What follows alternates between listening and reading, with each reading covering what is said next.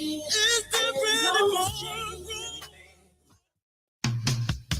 this is Charlie. This is JR. Host of Speaking the Facts with Charlie and JR. Broadcasting live each week on Tuesday at 7 p.m. from Fishbowl Studios. Log on to hear us Speaking the Facts on current events, family, and finances. So be sure to log on each week on Tuesday at 7 p.m. to catch Speaking the Facts with Charlie and JR. Tune in. Hey, what's up, y'all? What's up? Hey, y'all. This is Speaking the Facts with Charlie and JR. We are back. This is the next episode after the last episode. That's right. So really quickly, well, hello everybody. How y'all doing? Really quickly, you had a bad week. Your car got hit. I was playing bumper cars to be specific, and somebody ran into Sexy Black yesterday. I didn't have a name for my car until yesterday. And so she has some character flaws right now. So we don't know what the diagnosis is going to be. It's going to take up to 7 days for them to let me know. Oh, it's going to be in surgery maybe the surgery is 2 or 3 days, and then the post-op is another. Yeah, I'm thinking that, from what I can see from my vantage point, that maybe the axle may be bent a little bit. And I know that's always doomsday, when you have an axle bent, that it's. Yeah, they might total it. Yeah. And so. But you're insured. Yeah, I'm insured. And I'm learning. And whenever something like this happens, you always learn more stuff, So what I learned from it is that the person driving the car was not insured with the car has insurance, but the person driving it was not on the insurance. Oh. Yeah. So it's not for me to figure it out, just let the insurance companies do what they do. But oh, well, yeah. Well, they're going to go after somebody. Yeah, exactly. Exactly. So, but I got a little rental. We got a little rental. A little rental. They called it in for me, and I went and picked it up today. So I'm mobile, Okay. Driving wasn't triggering or anything like that. You weren't having no flashbacks. Exactly. Got a little whiplash going on. Little neck hurts a little bit, lower back. And so, but this too shall pass. Yes, this too shall pass. Yes. And when they asked me at the hospital if I wanted pain pills, and I was like, no, I'm good. I don't want that. She's like, really? And I'm like, yeah, because I need to know what and where it's hurting. I mean, y'all let me know. Do y'all take pain pills? I mean, everybody, your tolerance is different, but I just like to know what's hurting. If I can stand it, then I'm not going to take medicine for it.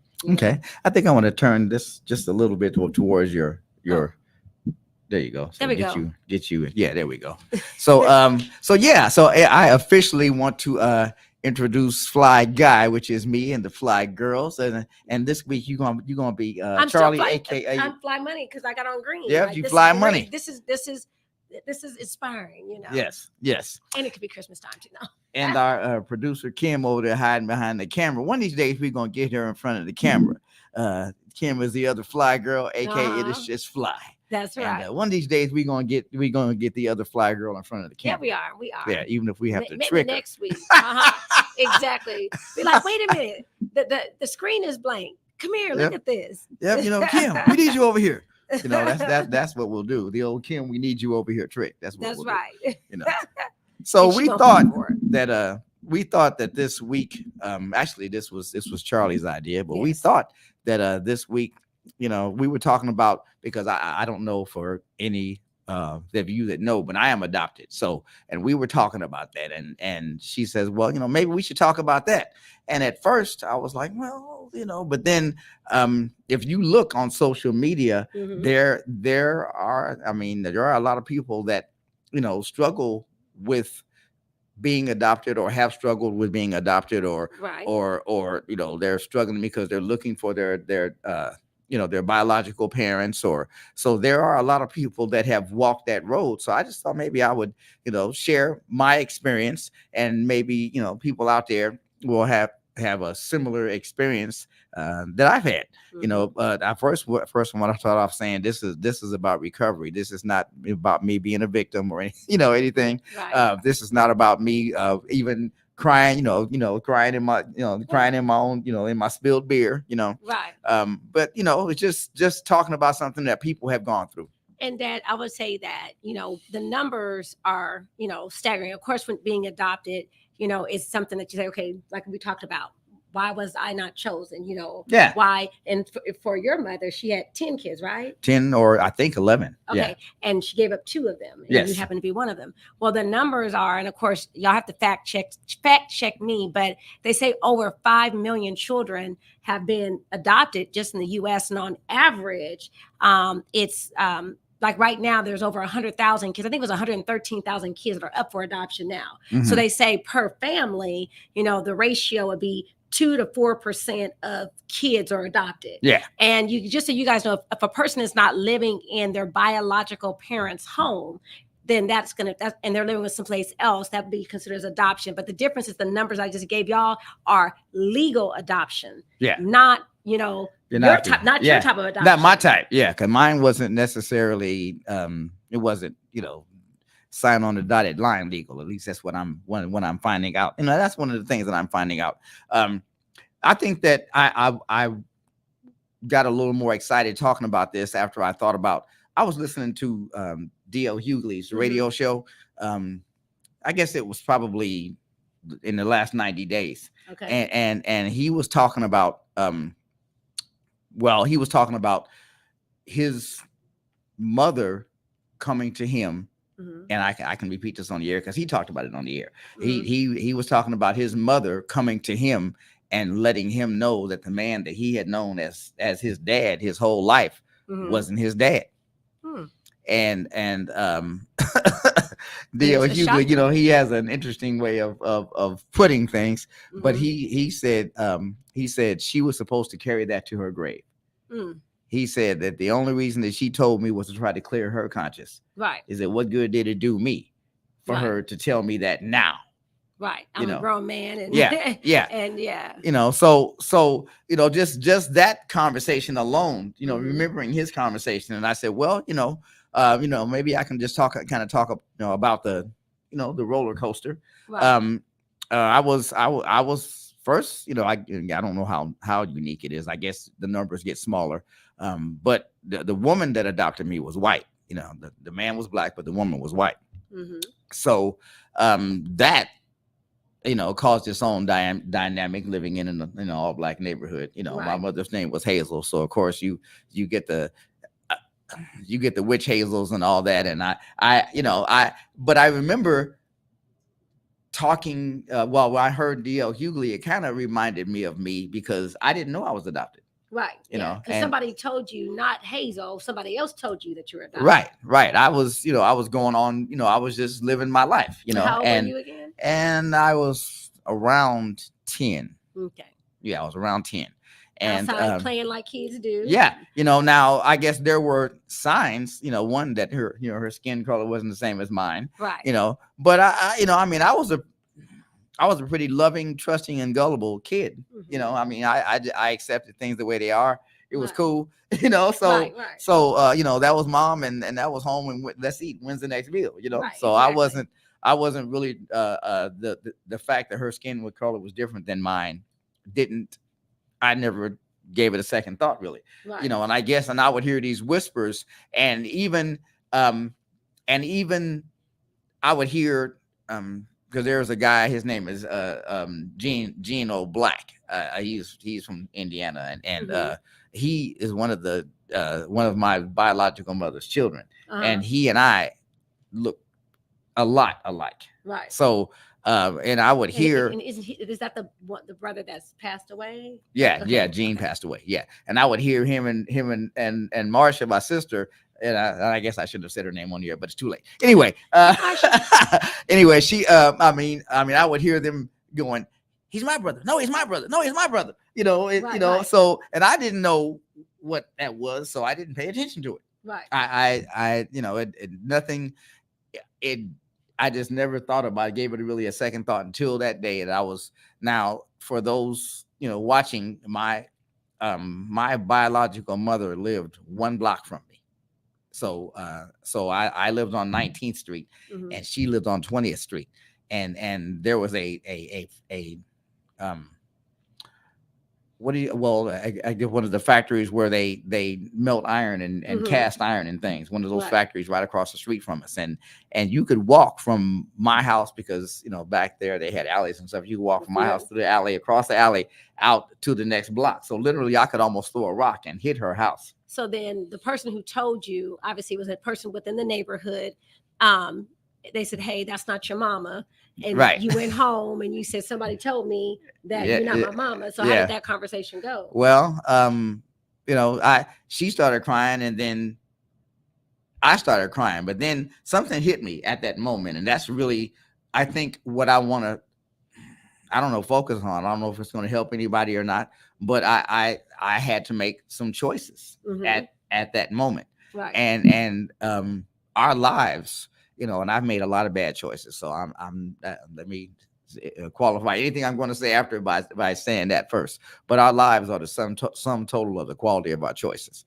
I made a few choices in that moment when I saw how distressed my mother was, that I had run home and told her. When I saw how hurt she was, I just like, hey, wait a minute, I hugged her, like, hey, you mom, and let's home, let's eat. And I never gave another thought. And so one of the interesting things that I read as well when I had brought up this idea of us talking about it, and I just was doing a little research, how my brain works. I'm like, what about this? What about this?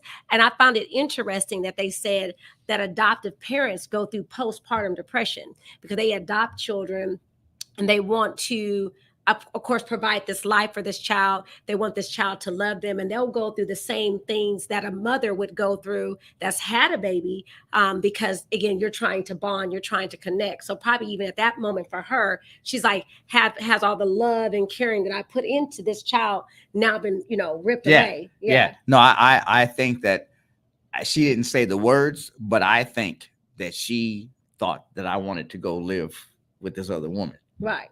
And you're like, I don't know who she is. And I'm like, hey, I'll you mom, and I'm home. Let's eat. But in that moment, I had to make some choices, and one of them was that to accept the life that I had been given, because it could have been a lot worse. I could have been a ward of the state. I could have been living in foster homes. You know what I'm saying? Right. Not only there were three of us that my mother raised, and my oldest brother, since I mentioned my sister's name, I'll mention his name is Boland, but we called him Hoppy. Yeah. And that's what I say, because Hoppy, I was going to ask, but I got sidetracked. Where did Hoppy come into play at? So Hoppy was not Hazel's actual child. She was another child. That's one of the dynamic that I was going to mention. Of the three of us, Hoppy is actually her blood. Okay. The Marcia and I were adopted. Right. I mean, from we were not their blood, but Hazel had Violetta, who we called Big Sis. She was raised as our sister. Well, Violetta had Peaches. And and Peaches had Hoppy. Gotcha. So Hoppy is Hazel's great grandson. Gotcha. Yeah. But that's your brother. Yes. That's how y'all were raised. Right. Yeah. But that's how we were raised. And he's my brother today. Correct. So hey, Unc. We know you don't have social media. But we working on you. But if somebody tells you about this, you can. You got a shout out. I might even, it's probably too much data to send through a text message. Otherwise, I would text it to him. I'd make him look at it. I know, right? But yeah. So that was an interesting dynamic, and you'll be surprised and maybe pleased to know that I actually went ahead and had an ancestry done. So now you. And my G son over there in the corner. Yeah. What's up, Trey? But it's morning for him now. But now y'all will be able to look at who is your actual blood from my side of the family, right? Through ancestry. And it's in there now. The tree is complete, so you can look at it. So I definitely will look at it. I will look at it. And so, so then with the dynamic of obviously how you grew up, Marcia, Hoppy, and you, in the household. Y'all are still connected. Y'all all still love one another.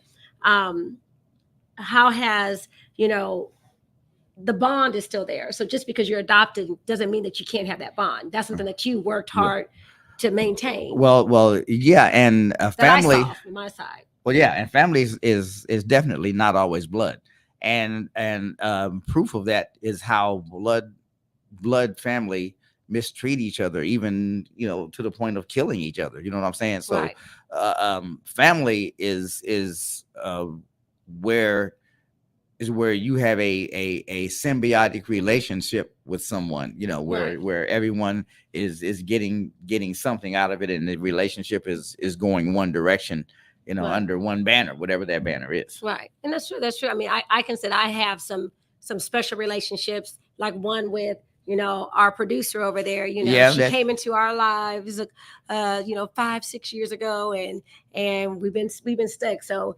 that's my daughter from another mother over there. We gonna get her on camera one of these days. Exactly.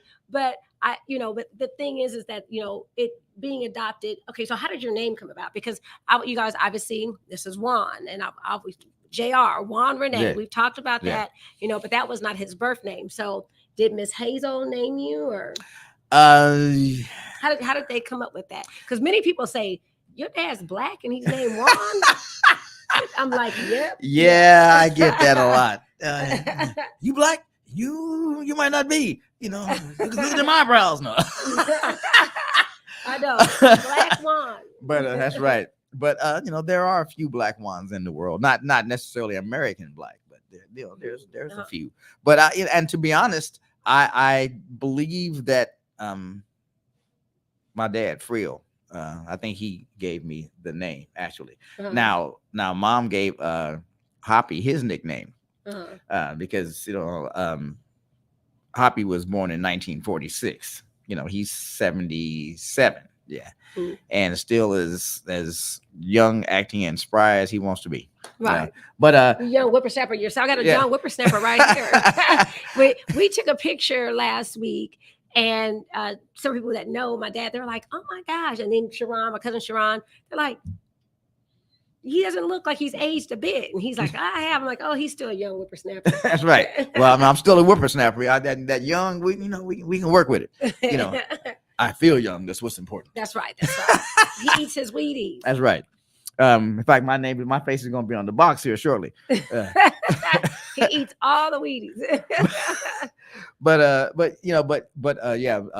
Mom gave Hoppy his nickname because back then on TV, there was a show Hop Along Cassidy. And so for anyone that might be interested, that's before my time. Yes, remember he's 66. Yeah, so she reminds you of this every show, and reminds me of this every show too. So he's getting a little older. Yeah, that's all right. I'm still, somebody still thought we were a couple of weeks ago. So yeah, exactly. Yeah, actually, so the radio station that we're at, they had a Sparky's Award. Yeah, and so we walked in, and one of the guys like, "Oh," and I'm like, "This is my dad." He's like, "Oh my goodness." He's like, "I would have never thought it." I'm like, "Yeah, I'm 49. He's 66. Yeah. Yeah. But look, our producer here, she sees couples all the time that come through where she's at, and the man might be 70 and the woman may be 25. So I mean, it's not, but we ain't. Well, now, yeah, and for those who who get in where they fit in, I guess. So now, Dad. So now, going back to like where everybody's at. So you mentioned your brother, which I had asked about him. I know he's passed away, and he was in Louisiana when you found him. So how long did it take you to find a biological family member? And when did you kind of wrap your mind around that you wanted to reach out and find some people? Well, because you obviously left that alone and moved on and went on with your life. You joined the army, and you went to California. You just and I to be honest, I never did reach out. I was just, like I said, I accepted the lot that I was given, and that and that's an interesting, because my sister, she's always, because she didn't, until a few months ago, she didn't know. Well, excuse me, until a few months ago, she didn't know who either of her parents were.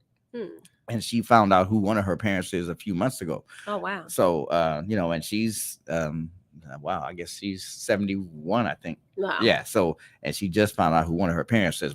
Whereas I knew who one of mine was from the time I was 10 years old. Right. So she always used to, you can find out. You can find out. I don't know why you won't find out. You can find out. And that's Marsha. Yep. And she don't have social media either. No, so. she don't. So I can do this and that, and I am safe. But Right. but but she always got on me about. But that was my way of dealing with it. Right. That was just my way of dealing with it. It's just to and of course every form of refuge has its price. So there are that me being able to compartmentalize things like that got to be a bad habit. Right. Compartmentalizing things. Mm-hmm. And I tabling really, it. Oh, I get to that. Well, and I really started it back then, and it and even now, not dealing with that has come back to bite me. I'm really just now getting around it. Right. Because I went to because I'm 66 and still healthy, so I'm gonna get my Social Security while I'm young enough to spend it. That's so right. Anyway, so this ordeal that I have been through started with me trying to get my Social Security started, and then not having a birth certificate and saying, but wait a minute, you had the information to give me a card. Where is it? Oh, well, we don't keep it. Right. Okay. And so, and I wonder how Miss Hazel was able to get you a Social Security number and all this stuff without a birth certificate. Well, she had something. They had something, but it didn't manage to fall into my hands. They had to have something. Yeah, they had to have something. But then they didn't legally change your name. Well, not legally, no. And so that's what. So because the Social Security Administration still has your all your exes, because we're not going to say his number, I'm just teasing. but it has your number under your birth name. Well, no, it has it under Juan. But the issue, name is still there. But I've never earned any money under it. Mm-hmm. So that wasn't the issue. The thing of it is that since I don't have a birth certificate in the name of Juan, they didn't want to let me start my benefits. Gotcha. So I had to. It's like, okay, well, how can I get around this? Well, I can do a name change.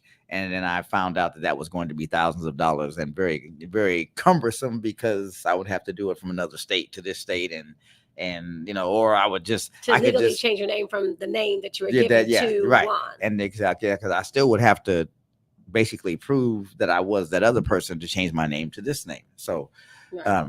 So then I said, well, okay, I decided on getting a passport, because I other than going to Canada and getting on a cruise ship, I'd never gone anywhere except in the military. So I didn't have a pressing need, but so I have just gone through the process of finally getting a passport, and then I still had to get an affidavit, and I sent it to Marsha, my sister, and she had to sign it, that she knew when I came and where I came from when I came to the family and all that. And, she had to give them a drop of blood and a piece of hair, but no, right. But no, she had to. You have to send a copy to, or just Marsha? Well, no, just Marsha. I just needed one person to do it, and so it.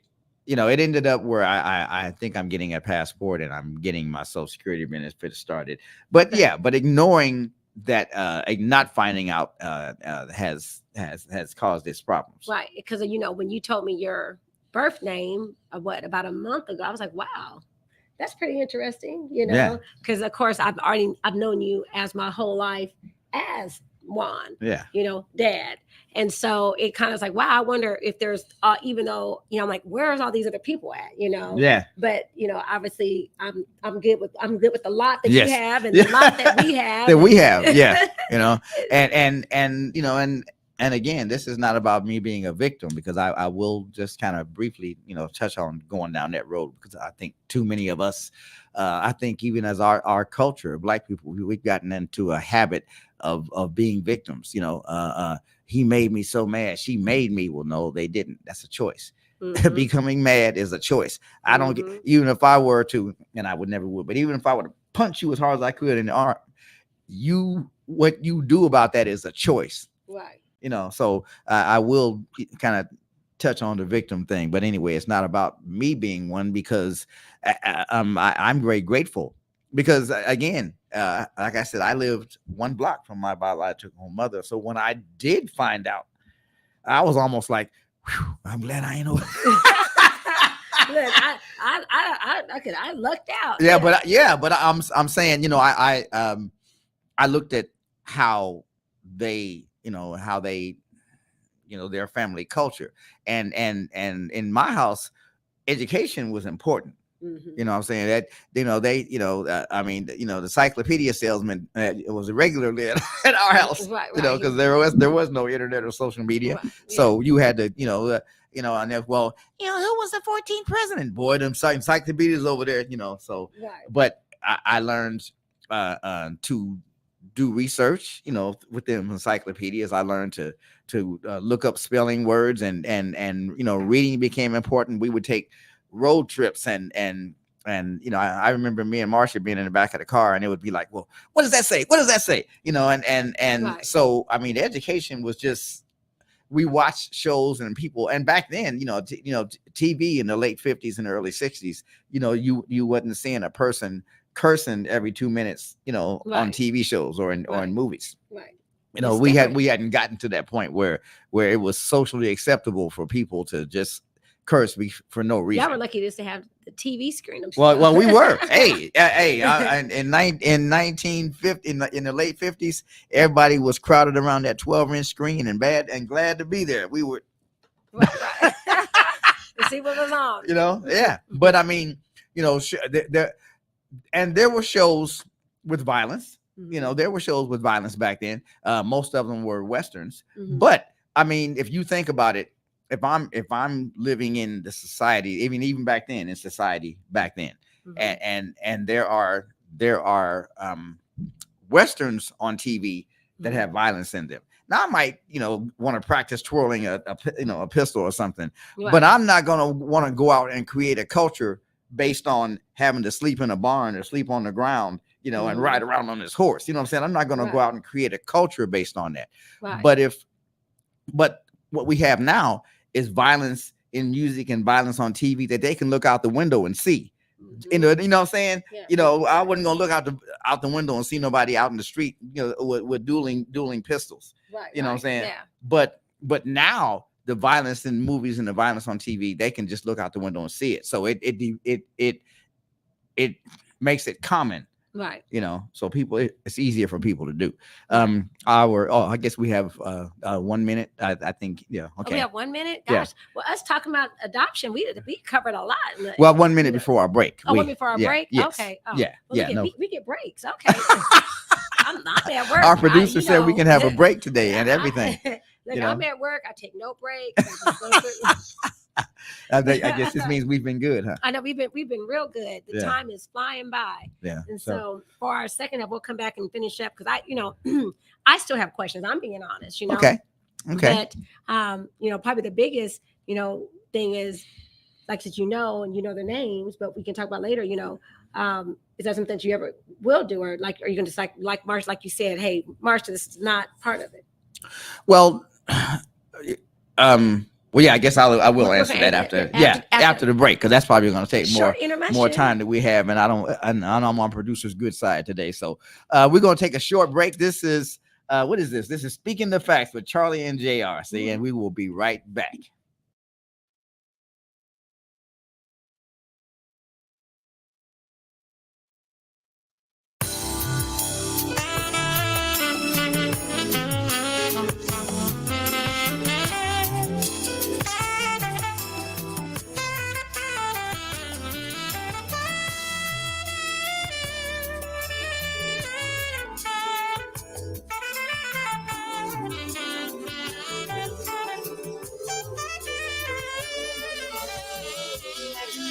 Imagine you, baby. I'm just enough to see it through safely. A magic light in a neon sky. Extensions of this world in a child's eye. A new horizons daily. Let me take you.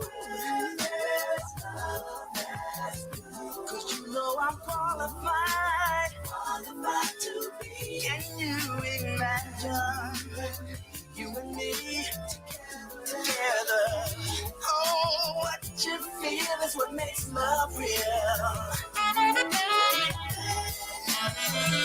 Imagine this, a lover's bliss. Can we? Imagine time that shows in mine. Only. Yeah, magic ride with you by my side. It's a perfect fantasy. Come go with me. I'm in the dream. I'm a baby, let me take you anywhere you wanna go. Everything you need forever. Come on, baby, what you feel is what makes love real. You just imagine. What they can't see, no. Don't let that make you and me lose our ecstasy. Let's go today. Let love lead the way. Let's ride. With you by my side. Oh, baby, let me take you where there's love that's pure. Believe, and you'll see that I'm qualified to be the one who will take you to a place you never been. Well, what you feel is what makes love real. Oh, baby, let me take you where the love that's pure. I'm qualified to take you. Don't you wanna go? Feel is what makes love real.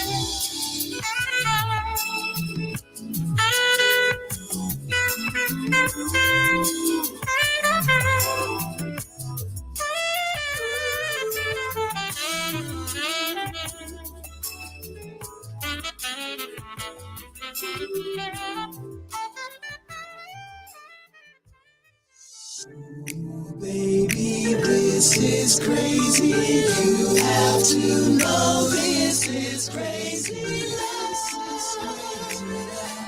It's crazy. Just crazy, crazy over you.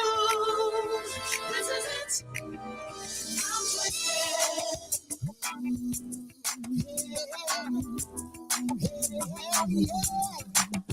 I'm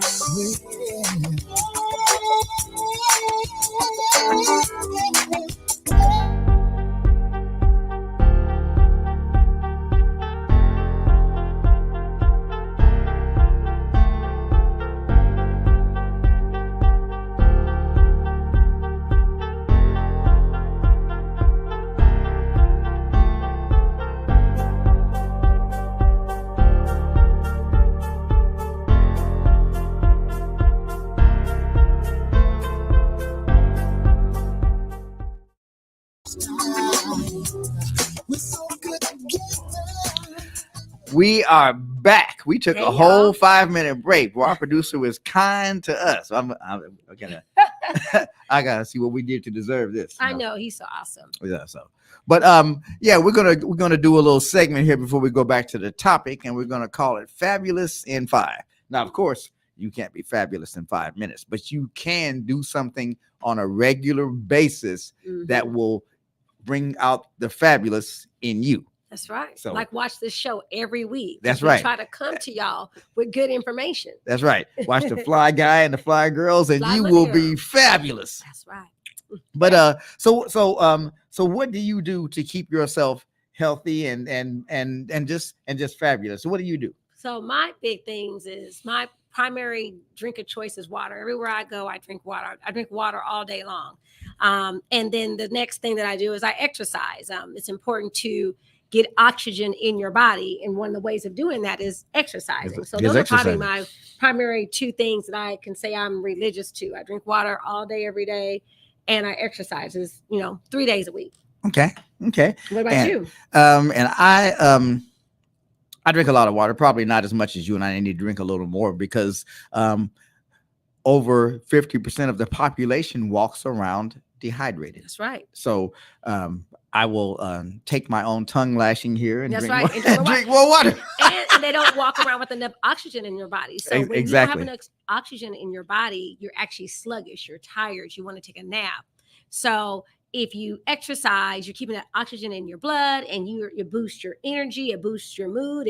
It helps fight off disease because your body has enough oxygen in it to do what it needs to do. I mean, it has so many benefits. Yeah. Now, what I something I do with consistency is yoga. Mm-hmm. I do yoga because yoga is about strength through flexibility. It's not about bulking up, and for people that lift weights, I'm not knocking that. But the thing about lifting weights is that it's based on you tearing down the muscle cell and then rebuilding it after. And that can be dangerous for people my age. See, I'm gonna do it myself before she get me this. For this young lad here. That's right. We don't want him tearing down his muscles. But weightlifting can be dangerous for older people. Whereas yoga allows me to get the muscle tone. It allows me to strengthen and be flexible. Right. I mean, I can get on my knees and bend over almost back to the floor. Right. So I'm it allows me to be flexible, to have strength. I can go out there and throw the ball around with the grandson and run around and and do stuff like that. So and the other thing is that I make sure that I get some kind of just natural nourishment every day. And for me, it's a smoothie in the morning. I make it out of berries, wild berries and banana and orange juice and almond milk. I'm not on that level yet. My dad is, he's a vegan and he eats very, very healthy. I'm working on that. I still see, I work out to eat. I just eat what I like, and Yeah, see, we're coming from two different angles. She eats what she wants because she works out, and I don't eat very much because I don't work out a whole lot. So right. So I mean, it's a balance. It's definitely a balance. And you mentioned working out and tearing down your muscles and building them back up. I just was streaming the other day, and there's a bodybuilder. He was like huge, like this, and now he like walks on a walker and all this, a black body. I can't remember what his name is. And I was like, wow, he was this huge, and now he's on a walker, and he still tries to exercise to gain his strength back. But it's important to not take all those supplements and things that are not natural, the enhancements that they put in it. Well, yeah. And we're going to talk about that in other podcasts, because we really have to allow the body to do what God designed it to do. Every time you take something and turn off a pain center, you are telling the body that it can't do it without that thing. Our producer has given us the sign that the 5-minute segment y'all is enough over. Health tips in 5 minutes or less. No. Right. Exercise and eat right. That's the tip for today. That's right. So anyway, getting back to what as I say and as I do. No. Sorry. That's right. So I get to work. But yeah, getting back to the topic, I like I said, let's start with where we left off. So maybe somebody who's just now joining in, we were talking about adoption. And you share it with us kind of where that came about and kind of where you left it. And you left it with, hey, I've received and accept the lot that I've been given. So now the second part is now. My question was, because I want to know. No, the inquiring mind wants to know. Will you ever, or you get with it? I mean, will I ever take the time to, because to see if there anybody else alive? Like you found out about the one person, the one brother, and then when you found out about him, he was already passed away. Well, I mean, but I mean, well, let me answer the question first. I probably will reach out to anyone that might be alive, and that's where that ancestry tree that I told you that I will give you access to. Okay, so we can look it up. Yes, okay. but I we'll probably reach out to people that may be alive still. But remember, I I mean, my siblings, my brothers, my biological brothers and sisters, I played with them every day. I didn't know who they were. Right. But I mean, I saw them every day. I played with them almost every day. With them, yeah, you know what I'm saying? So it's there are some of them that I saw a lot. Some of them I didn't see very much, but there's some of them that I saw quite a bit. So I'm not totally in the dark. Gotcha. But there's a lot of, I guess biological cousins and things that I probably don't have any, I'm not aware of at this point. So gotcha. So that's my thing, and do you know, or as a kid, can you remember back that far? Remember, look at another jab at his age, but can you remember their names? Well, yes, I have a biological sister named Lisa, and I think her last name is Collier, I think, or maiden name is Collier. I don't know if she's married, but and then there was no, it might have been Lisa Williams. I'm sorry, Williams. But there was Stanley Williams. There was Little Buddy Collier. His name was Little Buddy. Well, he was because he was his name was after his dad. Okay. Yeah. So those three I knew pretty well. Gotcha. There were older sisters and things that I didn't really get to meet because, like I said, I didn't live with them. Right. It's funny because as you know, I'm allergic to coconut. I found out that I was allergic to coconut at her house. That it had to be maybe 2 to 3 weeks. Come to think of it, that lady probably told me my life story somewhere around my birthday. Because I remember my 10th birthday, and I thought it was strange that she made me a cake. Right. But she made me a coconut birthday cake. So what did I do? I got a big slice, and I'm when you're 10 and you get cake, you're like, I'm gonna eat all the cake. And it's for me too. So I'm and the next thing I know, my eyes were swollen shut. I had these huge hives. I mean, it was horrible. Right. So and I've had a not quite as bad, but still I was introduced to reaction much later in life. Mama Lori and we were dating, and I think we were at some restaurant, and she had a pina colada. Oh. And all I did was take the orange off the glass and ate the orange, just slice. All it was a slice. Oh man, I'm lucky that it was just touched it because again the eyes swole shut and I started getting them high, but they were littler. But so yeah, I have a healthy respect for coconut. Coconut, it's not and I don't even know that I eat coconut because I knew that you were allergic and just like mom is allergic to shrimp, so there are two things that I just stay away from. And because I have I know with shrimp or shellfish I will itch and all of that, and so I respect it. I know. Yeah. I'm just like, I'm not that I'm missing out. Everybody tells me how good it is. But yeah, I found out I was allergic to coconut at her house, and I and it had to be not too long after that woman called me up on her porch and told me my life story. But again, I believe I am fortunate to have been adopted because education became important to me, and it became important to you guys. Right. We have, like I said, I have made a lot of mistakes, and like any father and children, we have had our ups and downs. The one thing I will say about all of my children is that they are well-read and intelligent people. They are. And we had to figure it out. If we asked a question, we had to go look it up. Yeah. Go do your research. Yeah. And so definitely, we are definitely that way.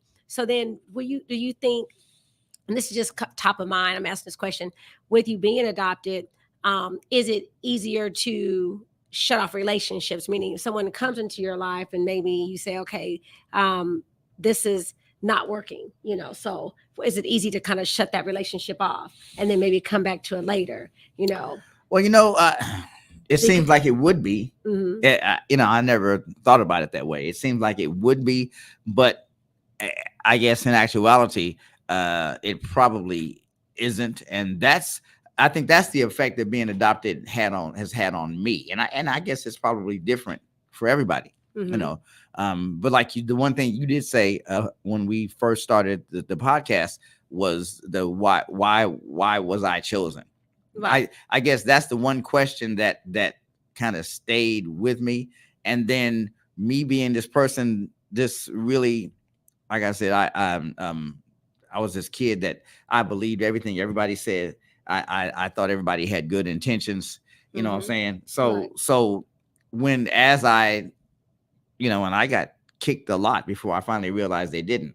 Mm-hmm. So when I realized they didn't, then that well, they're mean to you because you're a less than kind of thing, right? Started trying to attack me, and I made a lot of bad choices because of baggage that I was carrying. So could you say that maybe you were a little angry kid and you maybe got into a couple of fights and I guess I know I wasn't angry. I wasn't angry, but I was I did get picked on a lot because like I said, they knew that you were adopted. They knew I was adopted and then my mother was white and so all the then I was a skinny kid, as a matter of fact, I at the same height I am now, basically, because I think I stopped growing at like 10th or 11th grade.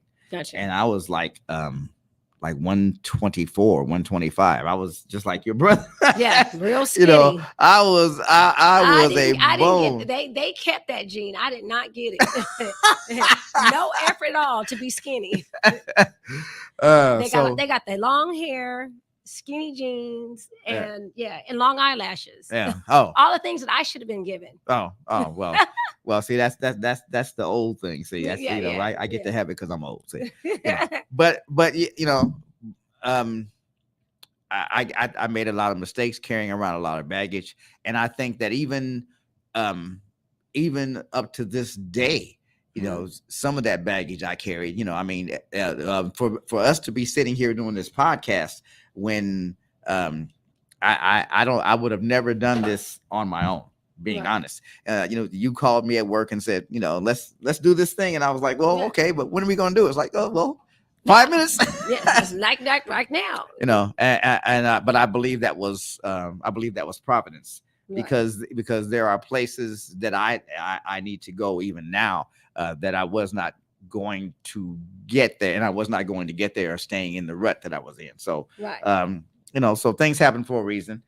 There's a lot of, like I said, being in that rut, there's a lot of people that I really love and I haven't talked to because I've just been, I kind of had myself in this fortress of solitude, making sure that my next moves were my best moves. And I think I got a little comfortable in the fortress of solitude. Exactly. Because I think with you having that, shadow on you, I'm adopted. I have to be really choosy on who I let into my life. Yeah. And then when you, like you said, you meet people, you have those connections, but then you're like, what, wait, maybe I'm backing off.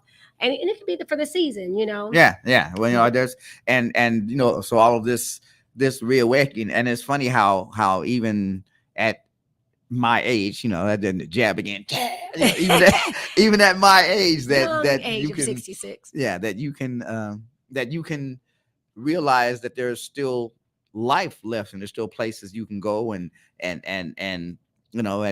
things you can do. You can always change your start. Yeah, always, and like I said, there are people. I'll mention a few of them, like G-Man, Greg Simmons, like Lunel, like like Tina, like even just talking to my grandkids more, just talking to there's other people, but there's Chico, there's other people that I will come out of a rut. Now Chico might be watching this, so hey, Chico. Yeah, Chico could be watching. He could, but just being willing to let go of some things and move on to some other things, Right. So forgiveness is key. Well, it is, and and in my case, I haven't really been mad at anybody except maybe myself. Mm-hmm. You know what I'm saying? And that's healthy. I can admit that I was mad at myself. Right. You know,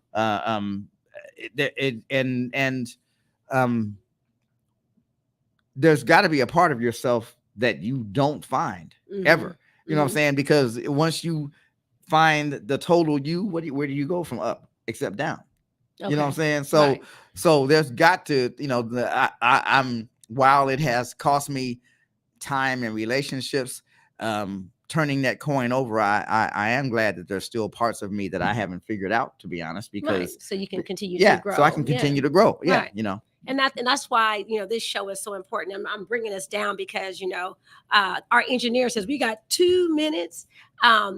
I think that's why this show is important. I was like, this would be nice for me and you to talk and just talk about our relationship, talk about the things that we've gone through. Because our relationship has not always been perfect. No, it hasn't. But we had to come back around to it.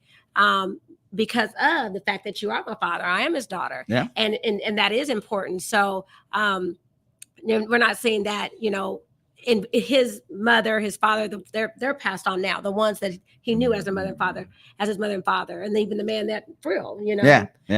But they're still important to have those relationships and nurture those relationships. Yes. And maybe even with this, maybe like you said, you reaching out to some of those people that, like you said, you kind of had shut the door on and realizing, Oh yeah, and maybe just like I said, I shut myself in. I didn't shut them out. I shut myself in. So I did want to say that. But you are worthy. Yes, I am. And they are worthy. They have you in their life. Just like I want them to know the value that I get. That's right. And that's right. The value you get from rubbing shoulders with old people. Exactly. And so, and you guys, if you guys have any questions, you guys ask it in the comments. If there's anything that you want us to discuss or talk about, this show is what we're here. We're trying to just open people's eyes to everything. If you want to be a guest on the show, if you want to advertise on the show, get with us. Yeah, definitely. We will be back next Tuesday. Our producer is frantically spinning her finger, telling us to. It's over. That's right. Yeah, so we'll be here next week on Tuesday at 7 p.m. So we hope that y'all join us. That's right. Until then, love yourself, because if you do, it'll be easier to love somebody else. See y'all next Tuesday.